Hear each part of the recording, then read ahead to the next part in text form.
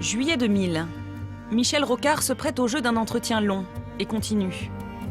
L'idée est de susciter un témoignage historique, dépourvu des contraintes de l'actualité. Michel Rocard est né le 23 août 1930 à Courbevoie, dans les Hauts-de-Seine.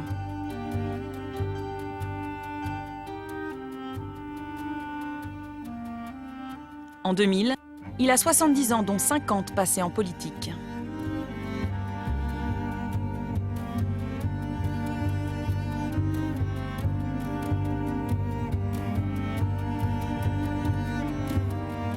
L'entretien dure 4 heures. En voici les meilleurs moments.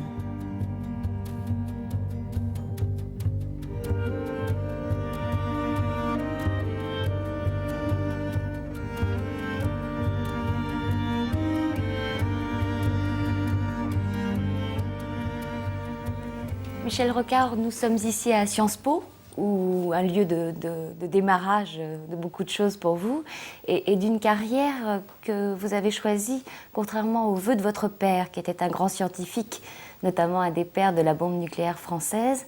Comment est-ce que vous avez tourné le dos à ce qui faisait une partie des valeurs familiales? C'est une longue histoire. Il doit y avoir de la génétique là-dedans. Je me suis assez vite aperçu au lycée que mes talents en mathématiques et en physique, les disciplines majeures de mon père, n'étaient pas à la hauteur de la tradition familiale. Mais sur la lancée, je me suis retrouvé inscrit en hypotaupe, c'est-à-dire la première des 2 classes préparatoires aux grandes écoles scientifiques, en 1946. 15 jours d'hypotaupe, 14 heures de maths par semaine, 8 heures de physique et chimie, 6 ou 8 heures d'épure, autant chez soi à faire, le bagne, et un bagne dans lequel je peinais. Ça a duré 15 jours, et profitant du fait que mon père était en voyage aux États-Unis et ma mère en voyage à Rome, je suis allé clandestinement m'inscrire à Sciences Po. Quand ils sont...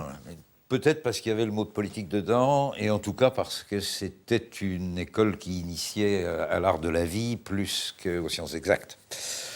En tout cas, j'y étais fort heureux, mais quand mon père est rentré, j'ai entendu sonner les cloches. Et il a eu une phrase formidable. Je ne l'avais pas vu depuis 4 ou 5 semaines. On allait aux États-Unis lentement à cette époque-là. Et il y a eu une conversation qui a dû durer 1 minute et demie. T'es un con. Je dis non, papa, tout de même. Si, t'es incapable de communiquer avec le vrai progrès de l'humanité, avec les sciences exactes, donc t'es pas doué. Et tu vas apprendre à baratiner. Les mots sont de lui. Tu vas apprendre à coordonner les autres, c'est-à-dire à les parasiter, à les paralyser. Ça m'est insupportable, je te coupe les vivres. Comme cependant, j'ai une réputation à tenir, je ne peux pas te chasser de chez moi, tu seras toujours le nourri, le logis, blanchi à la maison, mais tu vas avoir besoin d'argent. Je t'embauche comme tourneur-fraiseur dans les laboratoires de l'École normale supérieure. J'ai donc été, à tiers de temps, c'était 10 heures par semaine, 2 ans, tourneur-fraiseur dans les laboratoires de l'École normale supérieure, histoire de me faire un peu d'argent de poche. Mais en même temps, pendant que j'étais tourneur-fraiseur à l'école normale, j'étais initié au vécu de la classe ouvrière par un contremaître qui était assez trotskiste, qui avait été militant communiste dans les brigades d'internationale en Espagne, et qui m'a fait vivre. On a passé des centaines, sinon des milliers d'heures, côte à côte. J'étais tout seul avec lui dans son atelier. Et il m'a raconté Malay Isaac en négatif, si j'ose dire, c'est-à-dire l'histoire de France revue et corrigée par la souffrance de la classe ouvrière. Et tout ça s'est conclu par le fait que mon contremaître avait un jour dit à mon père « Vous savez, votre fils, monsieur le professeur, je ne sais pas ce qu'il donnerait dans les études, mais il ferait un rudement bon tourneur. » Alors j'étais très fier. J'ai même pensé un temps, devenant militant socialiste pendant cette période, qu'avoir un CAP de tourneur-fraiseur, ce serait remarquable. Mais malheureusement, mon père me payait au noir, si bien que je n'ai pas pu avoir les certificats de travail. Et voilà comment je me suis trouvé embarqué. En tout cas, je n'ai jamais regretté ce choix. Vous savez, pour n'importe quel enfant, n'importe quel jeune, c'est très difficile de percer sous un père ou une mère célèbre et qui a réussi. Et en plus, mon père avait le caractère anguleux, si bien que dans la physique française, dont il a formé la moitié, il a été 30 ans le directeur du laboratoire de physique de l'École normale supérieure. C'est un laboratoire qui est sorti 2 prix Nobel. Et votre mère était plus ouverte à d'autres formes de vie professionnelle et notamment d'autres formes d'engagement dans la société, je crois. Ma mère elle était ancienne institutrice et donc un peu plus ouverte à tout cela, mais elle était en ascension sociale, si j'ose dire, et très soucieuse de me voir assumer la dynastie familiale. Il faut dire que mon père était normalien, mon grand-père était polytechnicien, l'arrière-grand-père polytechnicien aussi. C'était affreux, c'était une trahison en race campagne. Et elle l'a vécu très mal aussi. Familialement, les influences étaient plutôt pas de gauche. Mon père était conservateur, c'est sûr. Il avait été dans la résistance, il avait donc été militairement un gaulliste fervent. Il avait même été le chef de tous les dispositifs radars électroniques des forces navales françaises libres. Mais dès que rentré en France, il a cessé d'être vraiment gaulliste et il était plutôt sur la ligne de Pinet, qui était son grand homme. Conservateur éclairé, très soucieux de la monnaie et très soucieux de l'ordre. Ma vérité politique à moi, c'est que c'est l'indignation contre d'abord la guerre mondiale, contre les horreurs racistes, puis contre les guerres coloniales, qui m'a fait faire le trajet d'entrer en politique et puis d'entrer en politique permanente. Je me définis comme un militant des droits de l'homme et par conséquent comme un militant socialiste plutôt que l'inverse. Et j'ai rencontré la dimension, disons, économique et sociale du socialisme plus tard. Alors le goût, c'est pas un métier qu'on peut aimer facilement. Je suis né en 1930, c'est-à-dire que j'ai 10 ans quand la France est envahie. Je fais mes études sous occupation allemande. Et j'ai donc 15 ans en 1945, et c'est vers 15-16 ans qu'on commence à réfléchir au monde, à s'ouvrir, à avoir stocké de l'histoire, un peu de philosophie, et à réfléchir à ce qui arrive à l'humanité. Et en 1945, pour moi, 2 événements. Le premier, c'est que, en tant qu'éclaireur unioniste, Boy Scout, si vous voulez, j'ai fait partie de ces équipes qui accueillaient les déportés de retour des camps de la mort, pas les prisonniers de guerre, les déportés. Et c'était un spectacle hallucinant pour un môme de 15 ans. Et puis en même temps, en apprenant un peu d'histoire, j'apprends que Hitler est un élu du suffrage universel. Et découvrir qu'Hitler était un élu du suffrage universel, c'était découvrir que la guerre est un produit de la politique. Et que la politique est une chose extrêmement grave, extrêmement dangereuse, et qu'il est préférable de s'en occuper quand on croit à la paix. Le goût n'a rien à faire là-dedans. J'ai senti ça comme une espèce de nécessité. C'est vrai que quand la France est libérée, 44-45, le communisme a un immense rayonnement. La Russie, enfin l'Union soviétique, est associée à la victoire à laquelle elle n'a pas peu contribué. Tout le tiers-monde aspire à une forme de développement qui ne soit pas le capitalisme. L'Union soviétique est la référence pour une bonne partie du monde. Mais déjà, le communisme manifestait quelques-uns de ses travers. Et je me souviens encore d'avoir été très frappé, avant d'adhérer où que ce soit, de l'esprit dominateur, totalement sectaire et dogmatique des étudiants communistes. Et notamment ici, dans cette maison, la section communiste de Sciences Po. Les réunions de la cellule communiste de Sciences Po, c'était des lectures commentées de l'humanité pour apprendre la ligne. Ça ne ressemblait pas à ce que je souhaitais. Mon entrée en politique passe aussi par un autre fait, la conviction qu'il fallait faire l'Europe. Que l'incroyable pagaille, ces guerres constantes entre la France et l'Allemagne et entre tous les Européens, nous sommes 15 dans l'Union européenne d'aujourd'hui, la France a été depuis 4 ou 5 siècles en guerre avec 12 des 15, c'est quand même pas mal. Et comme la permutation est circulaire, on l'a tous été les uns contre les autres. Et nous avions réussi en 2 guerres mondiales à naufrager l'Europe et à laisser la puissance dans le monde entre les mains soit des Russes, soit des Américains. Tout ça me paraissait insensé et je suis donc devenu fervent européen, je le suis toujours. Je rencontre deux de mes camarades de Sciences Po plus vieux que moi d'une promo. J'étais en première année. Et ils me disent, mais si tu crois beaucoup à l'Europe, alors que les communistes n'y croient pas, viens donc avec nous, nous sommes à la SFIO. Je dis, la SFIO, vous n'y pensez pas, ce syndicat de défense de petits fonctionnaires. C'était le parti qui venait de se déshonorer dans le scandale des vins. C'était le parti de la guerre d'Indochine à ce moment-là, pas encore de la guerre d'Algérie. Je trouvais que c'était une vieille structure croupissante.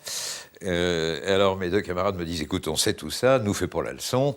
T'as aussi le choix des groupuscules, mais si tu n'aimes pas les groupuscules, bah faut bien la faire évoluer de l'intérieur, il n'y a rien d'autre. Et j'entre donc aux étudiants socialistes sur la base d'une clause qui disait qu'on pouvait adhérer aux étudiants socialistes sans être membre du parti lui-même. Donc j'étais quitte du déshonneur d'appartenir à cette structure vermoulue et au fond pas très sympathique qu'était la SFIO, et j'ai adhéré comme ça. Mais l'année d'après, je me suis aperçu que pour être élu responsable de quelque chose, ne serait-ce que le cercle de Sciences Po, il fallait avoir sa carte du parti. Et je l'ai pris en me disant, cessons l'irresponsabilité, il faut bien s'agripper avec la réalité des hommes, et elle n'est pas toujours ce qu'on souhaite. Fin 1956, M. Guy Mollet, président du Conseil des ministres, prend une décision bizarre. Argument pris de ce que la guerre d'Algérie n'était pas du tout une affaire d'indépendance, comme on le disait, mais une affaire de sous-administration, raisonnement comme un autre. Il décide que, dans l'avenir, et à commencer par la promotion de l'école d'administration en cours, toutes les promotions de fonctionnaires de l'ENA vont commencer leur métier en Algérie. Nous arrivons en Algérie en septembre 58 et je retrouve en Algérie un vieux camarade. Lui était officier SAS en Algérie, c'est-à-dire sous-préfet en fait. Et il était venu me chercher à l'accueil du bateau en me disant il se passe des choses extrêmement graves, personne ne sait rien à Paris, l'armée déporte des centaines de milliers de personnes depuis leur village, elle les met dans des camions, les emmène dans des centres, ils ont perdu leurs champs, leurs récoltes et leurs troupeaux, n'ont plus rien à manger, et tout ça pour pouvoir tirer au napalm sur les collines, de manière à tirer contre les Katibas, les compagnies du FLN. Il faut absolument s'informer, prévenir le pouvoir à Paris. J'ai cette nouvelle, je demande audience à M. Delouvrier, j'étais inspecteur des finances, après tout, c'était son corps, et il me dit, écoutez, au lieu de tâcher d'en savoir plus, faites-moi un rapport. L'objet précis de ce rapport ne pouvait pas faire l'objet d'un écrit, puisqu'il s'agissait d'investiguer sur la somme gigantesque de bavures que commettait l'administration militaire, sans le dire à quiconque, et surtout pas à l'administration civile, ce qui faisait que l'armée n'avait même pas de crédit pour nourrir ces gens. Elle ne voulait pas absolument les tuer, mais comme il n'y avait ni troupeau, ni récolte, ni rien dans les villages, même pas d'eau potable, on mourait à la pelle. La sortie du rapport a été un tremblement de terre, parce que ça a fait des débats fantastiques. La France a été durement attaquée à l'ONU, on a débloqué 100 millions de francs nouveaux, 10 milliards d'anciens francs pour immédiatement nourrir les quelques personnes, et puis surtout, la décision militaire est arrivée, vous cessez tout ça. J'ai donc probablement sauvé quelques centaines de milliers de personnes. Mon évaluation était qu'on en avait déporté près d'1 million, et qu'il en était déjà mort 200 ou 300 000.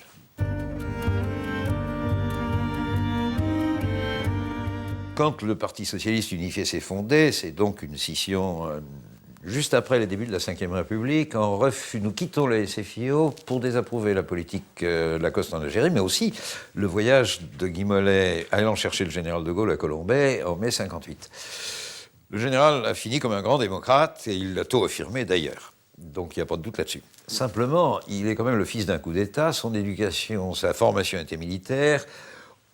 On avait cru, je ne sais pas sur quelle fausse rumeur, que son éducation avait été maurassienne, ce qui n'est pas le cas. C'est révélé totalement faux. Enfin bref, les démocrates en France avaient des raisons d'être inquiets.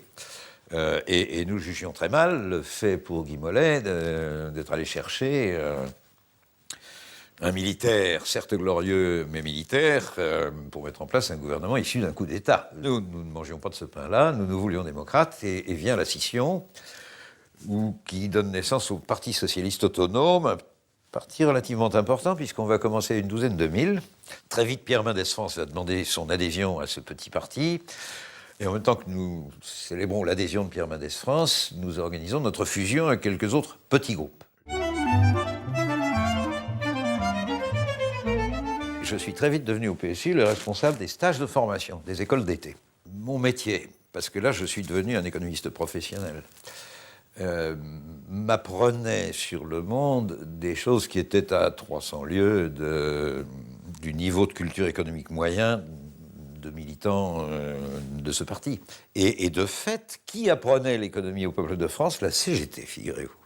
Car la CGT était la seule à être assez grosse, assez répartie dans tout le pays, pour parler de salaire, pour parler de conventions collectives, pour parler d'argent, mais sous une forme bizarre, qui était le patron peut payer, il y a des trésors cachés, la lutte contre les gaspillages, et toute chose, la lutte contre les gaspillages fournira les milliards qui nous manquent dans le budget de l'État, toute chose stupide, enfin, fort loin de la réalité des choses. Alors moi, j'étais navré de voir ça, mais très vite, politiquement, mes camarades se sont aperçus qu'ils avaient besoin de moi. Moi, j'ai eu à aller vérifier les comptes des abattoirs à bovins de Saint-Brieuc, des distillateurs de calva clandestins sur les bords des rivières normandes, la division d'aide sociale de la préfecture de Draguignan. Enfin bref, des quantités de choses où vous voyez l'argent circuler, la France profonde se débattre. Et je vais faire mon métier à plein temps et sérieusement jusqu'en 67. C'est en 67 que je vais demander une disponibilité pour convenance personnelle pour occuper les fonctions modestes et peu rémunérées de secrétaire général du PSU.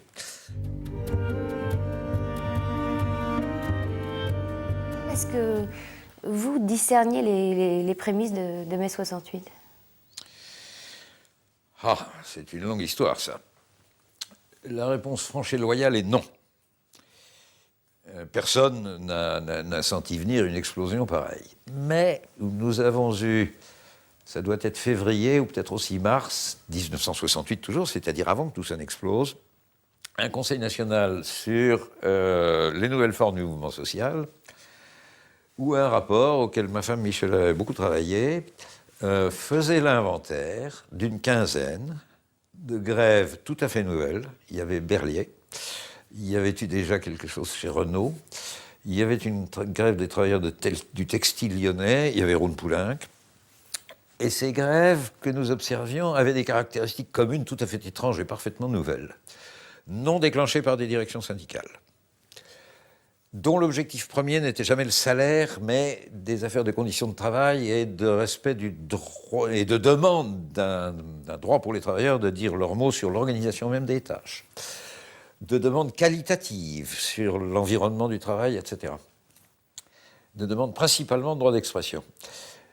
Grève donc conduite sans démarrage par les directions syndicales, le plus souvent animée par des très jeunes et des non-syndiqués, et prenant des formes, y compris les occupations de bureaux des directions, etc., nouvelles et peu connues dans le mouvement ouvrier de l'époque. Et nous en avions repéré, je vous dis une quinzaine, ce qui colorait tout un univers social. Et la conclusion de ce rapport était, et tout ça est ascendant à toute allure, il est en train de se passer quelque chose. Mai 68 a été relativement peu violent, et quant aux voitures brûlées, j'aurais toujours dans la tête le souvenir d'une confidence, faite 4 ans après, d'un employé des brigades spéciales de police parisienne qui, dans un méchoui de tribu familiale, un nombre d'enfants, on se retrouve les paires d'années, racontait à ses collègues « Ah, vous êtes tous paysans, moi je fais un autre métier bien plus sympa, je suis membre des brigades spéciales de police de la région parisienne, de la préfecture de police de Paris, et vous savez, on rigole dans la vie. » Par exemple, je suis sûr qu'on a brûlé beaucoup plus de voitures que les manifestants. J'ai publié cette phrase, personne n'a jamais démenti. Et je suis convaincu qu'elle est vraie. J'ai été le principal organisateur de défilés de tous mai 68. J'étais le secrétaire national du PSU, c'est-à-dire le secrétaire national de la plus grosse organisation dans le mouvement. Jamais un défilé ne s'est attaqué à un bâtiment public, ni l'Assemblée nationale, ni la Bourse.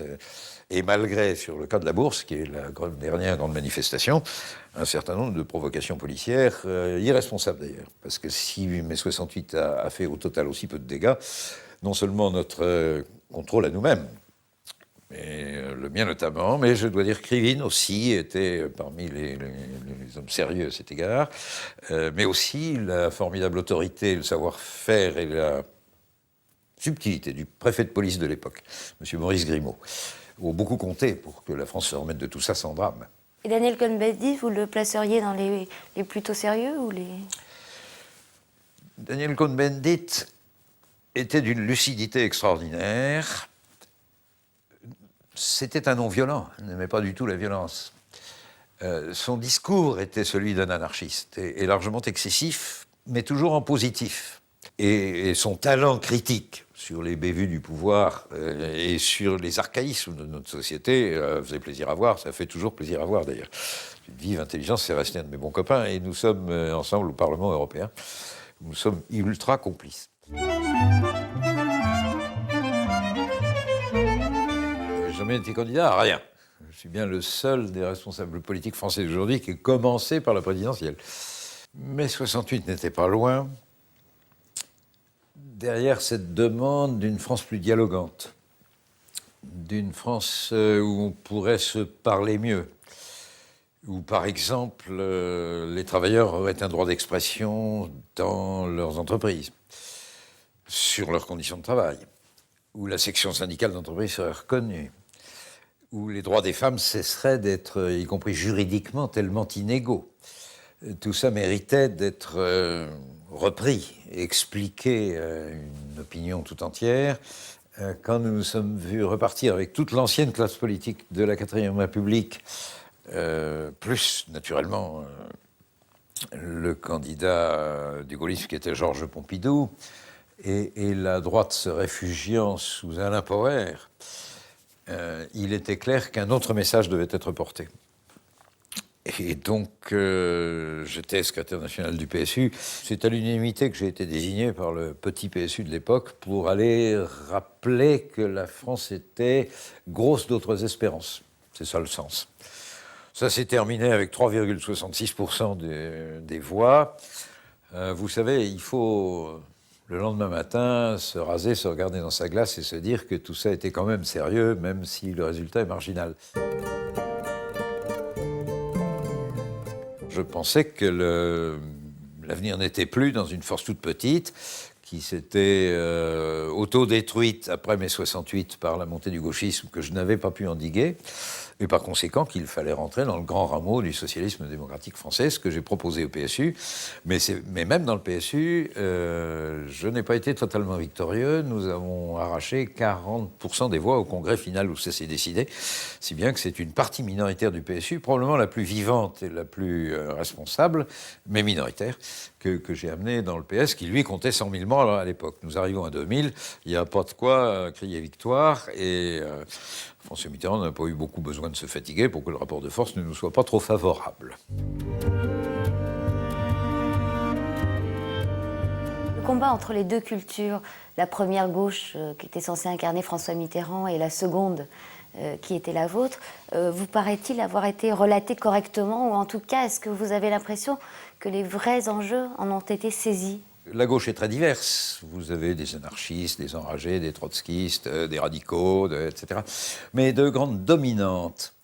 Et l'une est clairement républicaine, jacobine, centralisatrice, croit beaucoup au commandement politique, considère que la société change par la loi, le décret, l'appareil de l'État. Elle a fait la République, elle a fait la laïcité, elle a fait l'école libre, l'école républicaine, je veux dire. Et en face de ça, nous avons la dynastie de ceux qui ont toujours été minoritaires.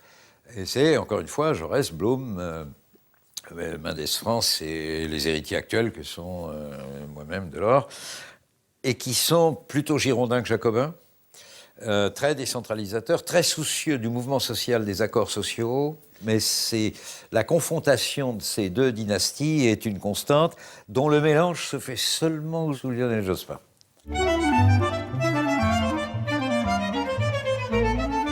Le 10 mai 81, François Mitterrand entre à l'Élysée.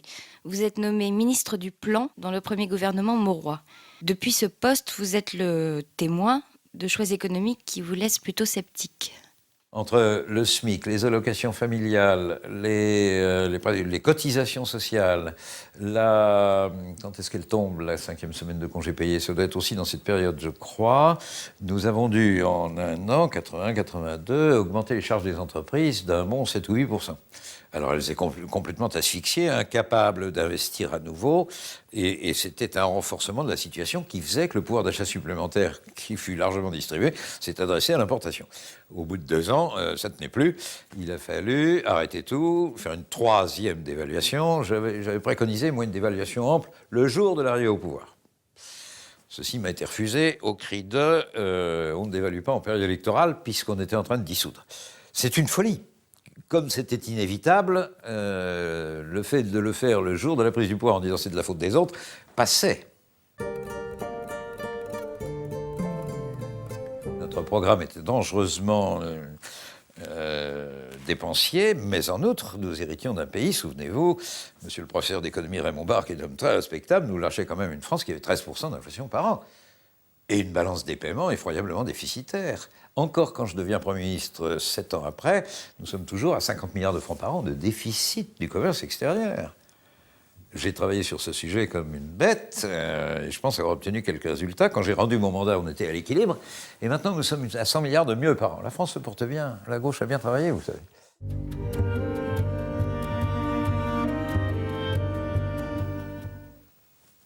Quitter un gouvernement, je l'ai fait, une fois. Il y a des gens qui ont le mot de démission tout le temps à la bouche. Le mot démission ne se prononce pas. C'est un mot stupide dans la bouche d'un politique. Parce qu'ou bien vous le prononcez et vous faites, et puis c'est une fois, et puis terminé, ou bien vous le prononcez et vous ne faites pas, et tout le monde se moque de vous, et vous avez usé vos cartouches. C'est un mot non prononçable chez un politique sérieux. Mais vous l'avez fait? Je l'ai fait depuis le ministère de l'Agriculture, et quand on a introduit la proportionnelle intégrale. J'avais été d'accord avec le mot du président de la République l'année d'avant, qui avait été nos élections, notre système électoral est brutal ou injuste, je ne sais plus quel mot il avait choisi, et qu'il avait dit qu'il faudrait y instiller de la proportionnelle. Si la langue française veut dire quelque chose, le mot d'instiller veut dire injecter une petite quantité. Et ça, j'étais tout à fait d'accord, je le suis toujours d'ailleurs, parce qu'on ne l'a toujours pas fait. Mais quand on s'est retrouvé avec la proportionnelle intégrale, c'est devenu un boulevard pour Jean-Marie Le Pen, et en même temps une rupture du lien fondamental entre l'électeur et l'élu.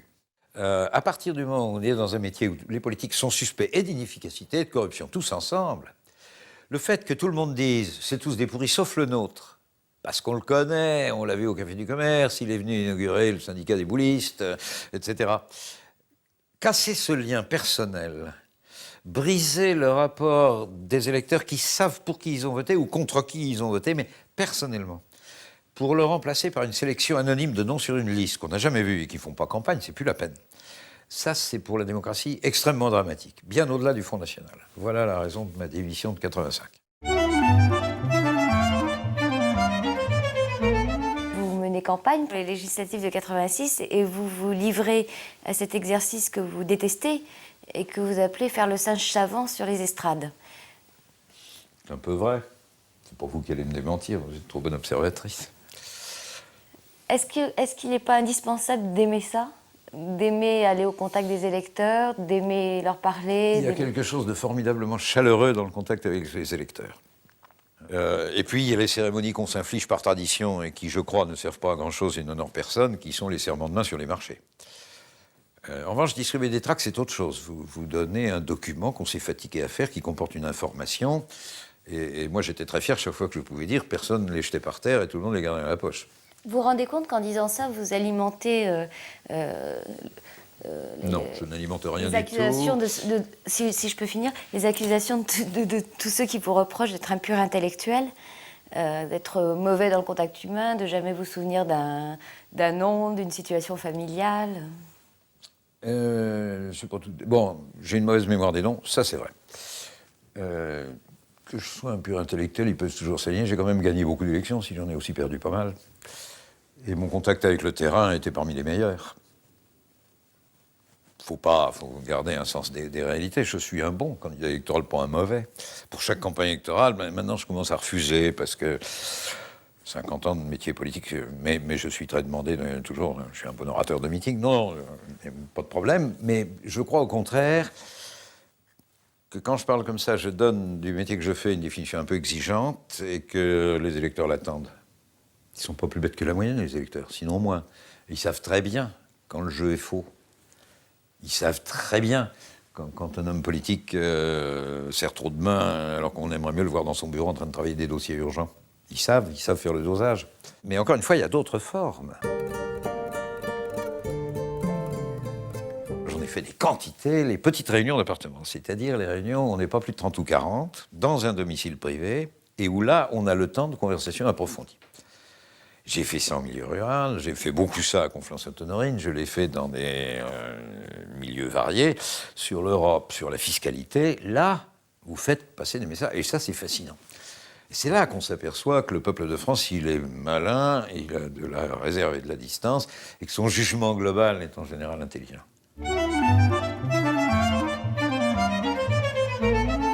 Tout le monde savait que François Mitterrand avait des talents dans l'exercice du pouvoir, qu'il aimait ça, que sa santé n'était pas la meilleure, on ne savait pas tout, mais on se doutait qu'il avait des raisons de s'interroger sur lui-même.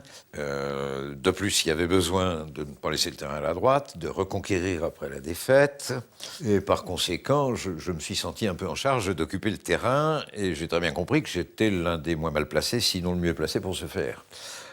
Mais je savais fort bien que si François Mitterrand décidait d'y retourner, sa décision ferait loi. Mais il n'a jamais voulu dire à l'ombre d'un tiers quelles étaient ses intentions, et c'était tactiquement sage. L'effet de surprise compte.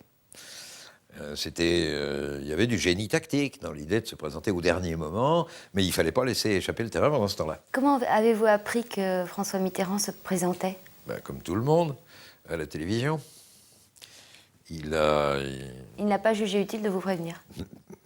Non, mais je vous l'ai dit, d'abord, dans notre type de rapport, c'est tout de même pas surprenant, nous n'étions pas des amis, et deuxièmement, je lui donnais complètement crédit du fait que la tactique du mystère le plus tard possible était la bonne. Je ne veux pas me formaliser là-dessus.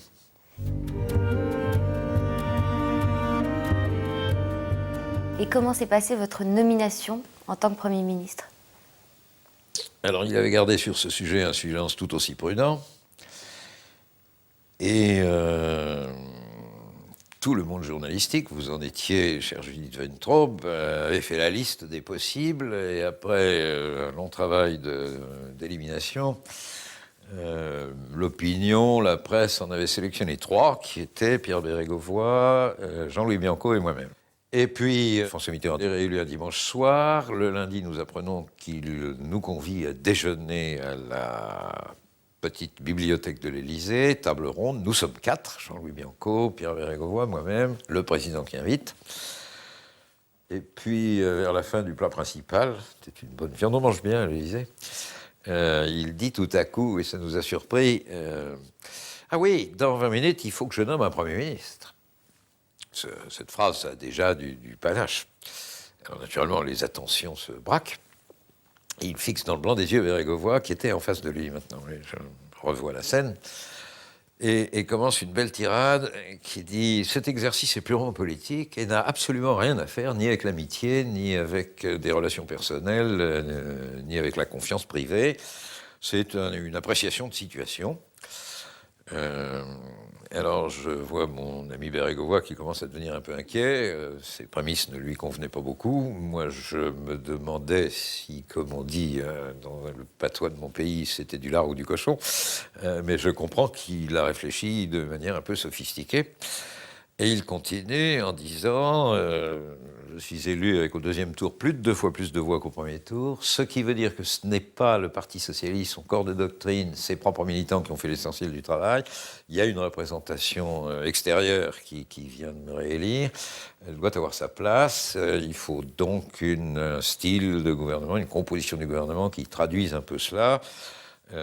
Et il dit toujours en regardant Pierre Bérégovoy, dans la situation actuelle, il y a une petite prime pour Michel Rocard. Le parler vrai dit, en ce qui concerne tout ce qui est de l'ordre des faits et qui ne concerne pas de présence humaine, mentir sur les difficultés qu'on va rencontrer, sur les obstacles, est une faute de gouvernement qu'on paye. Ça ne peut pas s'appliquer aux relations entre les hommes. Déjà, dans un couple, on sait très bien qu'on ne peut pas tout se dire, qu'il y a des mots qui font mal. Dans des relations entre des personnes en compétition, on ne peut pas non plus tout se dire. Je vote pour lui et pas pour toi parce que je te tiens pour un con. Ça ne se dit pas beaucoup, ça n'arrange pas les relations pour la suite. Bref, donc dans les relations entre les hommes, un minimum de précaution de vie sociale fait qu'on ment par omission beaucoup. Muni de ce gouvernement, vous affrontez tout de suite la première épreuve de vos 3 ans à Matignon, qui est la Nouvelle-Calédonie. Je rappelle qu'entre les 2 coups, il y a eu le drame d'Ouvéa. Une irresponsabilité terrible, 19 morts. Un drame affreux et probablement lié au fait que le candidat Chirac tenait à montrer du muscle pour la défense du drapeau français, de ses territoires, de l'identité nationale. Mais cette manière de faire lui a été plutôt pénalisante. Donc vous lancez un processus visant à réconcilier des gens qui ne se parlaient plus depuis 30 ans. Oui, 600 auditions. Tous les coins du territoire arpentés. Des audiences de tous les politiques, tous les élus, les chefs coutumiers, la société civile, la plupart des professions, dans les communautés. Et la communauté kanak le dit beaucoup, c'est la première fois qu'elle a vécu la découverte de ce qu'on la respectait. Et comme résultat, Jacques Lafleur, Jean-Marie Djibaou, dans votre bureau à Paris.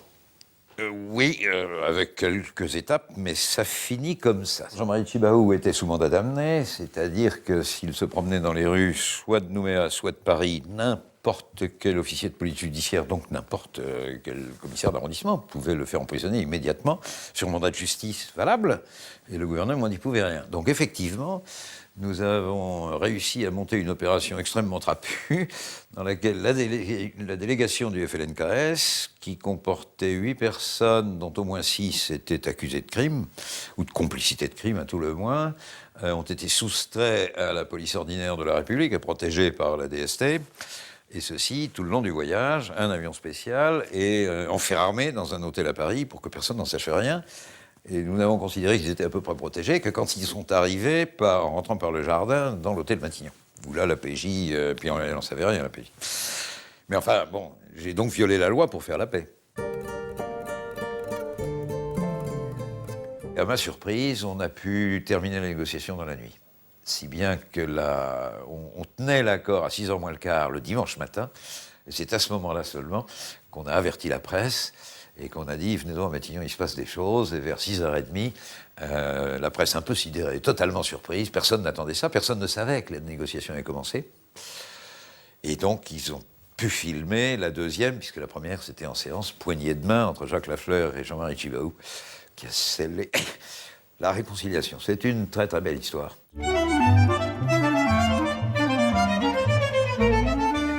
Jusque-là, toute la doctrine ambiante, et depuis des siècles, c'était que les adultes valides en état de travailler, s'ils n'avaient pas de travail, c'est qu'ils ne s'étaient pas fatigués à en chercher.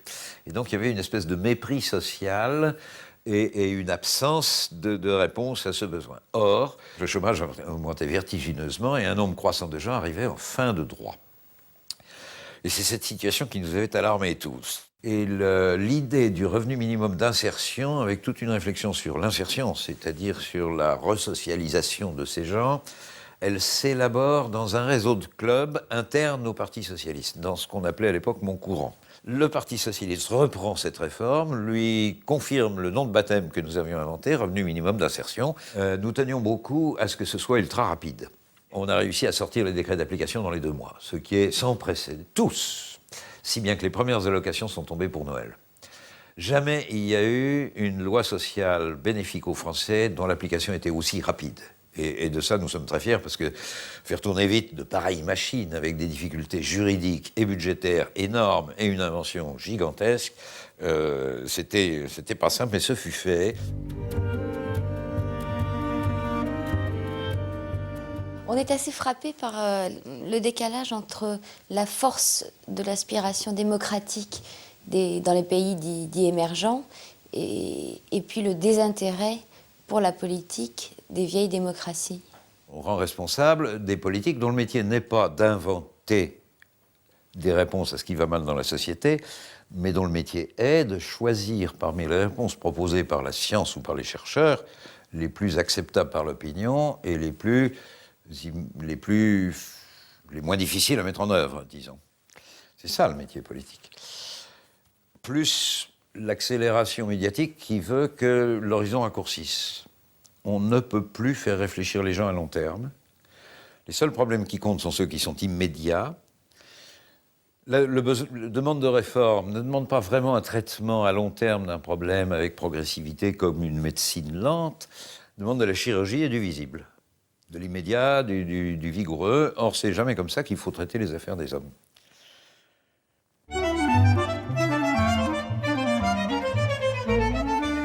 Je pense pour ma part que ce problème est terrible et qu'il appelle beaucoup de réponses cumulatives. La première, c'est que nous arrivions à conclure une espèce de pacte civique avec le monde journalistique pour que la façon dont l'activité publique est présentée soit compatible avec le fait que c'est complexe, que c'est difficile, qu'on ne règle pas les problèmes de société par des boutades et uniquement par des affrontements. Les médias, et en particulier la télévision, condamnent au simplisme, et à tel point que certains sujets ne peuvent plus être traités sur ces médias-là. Dès qu'il y a un événement politique important, l'assassinat d'un leader, je me souviens encore de celui de Rabin, un tremblement de terre quelque part, une chute de gouvernement, l'annonce d'une mesure importante mais surprenante, le monde entier, la planète entière est au courant dans les 5 minutes, et dans les 10 minutes, vous avez des millions de micros sous les museaux de millions d'hommes et de femmes en responsabilité politique. Tout le monde répond naturellement, puisque tout responsable politique ou tout candidat a pour premier problème que son nom sorte, qu'on entende parler de lui. Il n'y a que les vieux de la vieille, un peu retors comme moi, qui peuvent mettre la main sur un micro en disant « je ne réponds pas à ça ».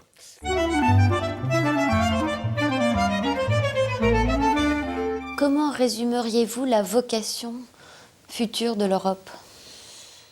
L'Europe me paraît avoir 3 fonctions.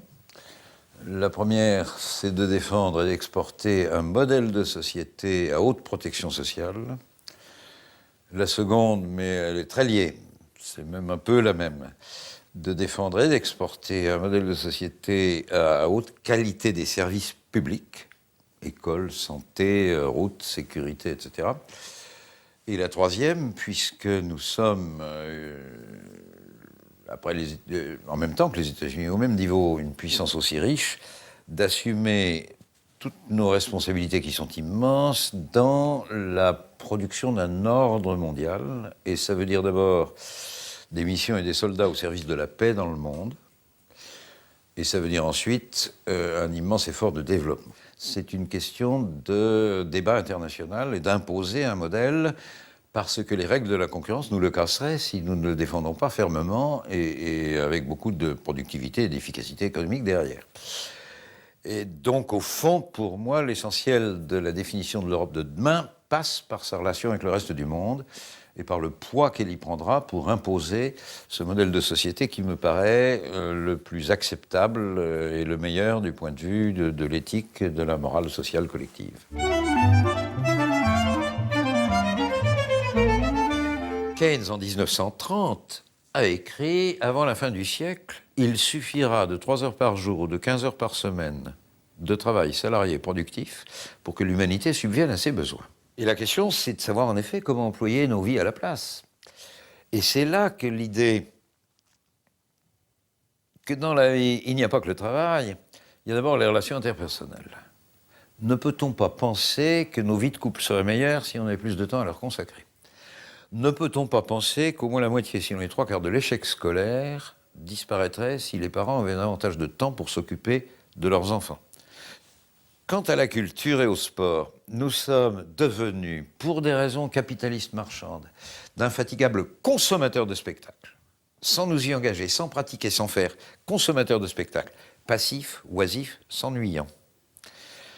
Alors que si le système éducatif donnait un tiers de son temps à transmettre des savoirs, un tiers à l'art de cultiver son corps, donnant le goût du sport à des générations au point de le pratiquer le reste de leur vie, il y aurait beaucoup moins de malades dans la sécurité sociale, l'assurance maladie irait mieux, mais on serait tous plus joyeux. C'est formidable de faire, pas seulement de le regarder, de faire du sport. Tout ça, il faut y être initié, il faut l'apprendre. La société du temps libre actif n'est pas celle de la consommation marchande, mais il faut y préparer. Les choses changeraient si on avait seulement un jour de plus par semaine, voire deux. C'est tout ça, le monde de demain.